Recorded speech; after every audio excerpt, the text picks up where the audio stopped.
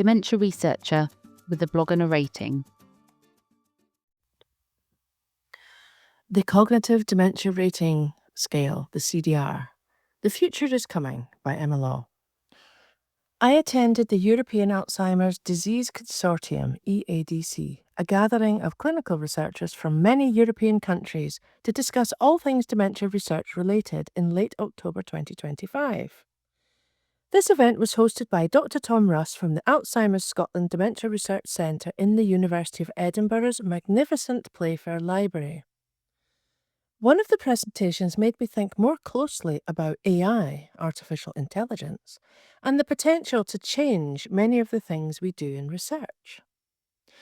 Dr. Mike Weiner, Professor Emeritus of the University of California, San Francisco, UCSF, did a talk about fully automated conversational voice agents and how they will revolutionize clinical research trials and routine care. He outlined the ideas the UCSF have been working on: a fully automated virtual clinician to perform the CDR. The CDR is a clinician-led interview which is often used as a primary outcome in clinical trials to track changes in cognitive function over time. The tool is used to assess the severity of cognitive impairment in individuals, particularly those with Alzheimer's disease or other types of dementia. It helps to determine the level of dementia based on a person's cognitive abilities, daily functioning, and overall impairment. It is a structured interview conducted with the carer, then the participant or patient. It evaluates 6 domains of cognitive function: memory. It evaluates the individual's ability to recall recent and past events. Orientation. It assesses the ability to be aware of time and place, such as knowing the day of the week or the location of the hospital or clinic. Judgment and problem solving. It measures the person's ability to make decisions and solve problems in everyday situations. Community affairs. It looks at the individual's ability to manage social relationships and engage in community activities. Home and hobbies. It assesses how well the person can manage household tasks and engage in hobbies or leisure activities. Personal care. It evaluates the ability to manage personal hygiene and other daily self-care activities. For each domain, the clinician assigns a rating based on the severity of impairment. The ratings are as follows. CDR 0, no dementia, no evidence of cognitive impairment. CDR 0.5, questionable dementia, mild cognitive decline, but the person is still functioning well. Some difficulties are noted, but do not significantly impair daily life. CDR 1, mild dementia, clear evidence of cognitive impairment in at least one domain, but the individual can still manage most daily activities with some assistance. CDR 2, moderate dementia, more significant impairment in multiple areas of function, requiring considerable help with daily living. And CDR 3, severe dementia. The individual is severely impaired and unable to perform many basic activities of daily living. Extensive assistance is needed.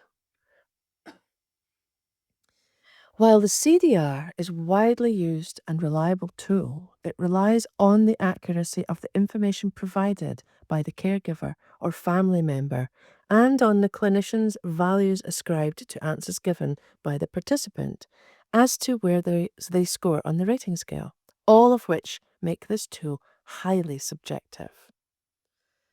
This is where the work being done in UCSF is of interest to anyone involved in clinical trials.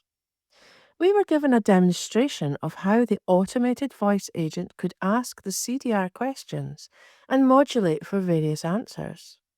And as with all AI tools, it seemed a bit clunky and, automated. They had devised the tool from working with colleagues and by answering the CDR themselves. The real test will be once they have added 8,000 spoken CDRs to the database of real people with dementia and their caregivers. This has been made possible because Dr. Weiner was the founder of the ADNI study, started over 20 years ago, ADNI being the Alzheimer's Disease Neuroimaging Initiative study. From this, 11 years ago, they developed a brain health registry, and this stands with over 100,000 volunteers, which is where they will get their 8,000 pairs to input on the CDR and develop a fully automated conversational voice agent capable of delivering the CDR for clinical trials. Their reasoning is that this will take away the subjectivity to this type of rating scale and make it more accurate and standardized for use in clinical trials. My thoughts on this are fourfold. How does one mitigate for the complex and difficult interviews carried out by clinicians, whereby the direction of travel of the CDR is unexpected and can be exceptionally emotional for the caregiver during their interview, as they have a realization of all the deficits in their loved one's reactions and capabilities? I have had first-hand experience of this during CDR interviews, whereby the caregiver becomes upset and may cry. We have to pause from the interview to allow time for recovery. And this is a time where I put my research hat to one side and show empathy and understanding for the difficulties faced. 2. If a fully automated CDR is possible, it will inevitably save money and potentially time. And will this lead to other rating scales being developed? I feel that this will de-skill clinicians, but perhaps I am taking a Luddite view on this. 3. Most controversially, will we negate the need for clinicians completely? Why pay all that money for clinical expertise when we can have AI on hand to do it for us? 4.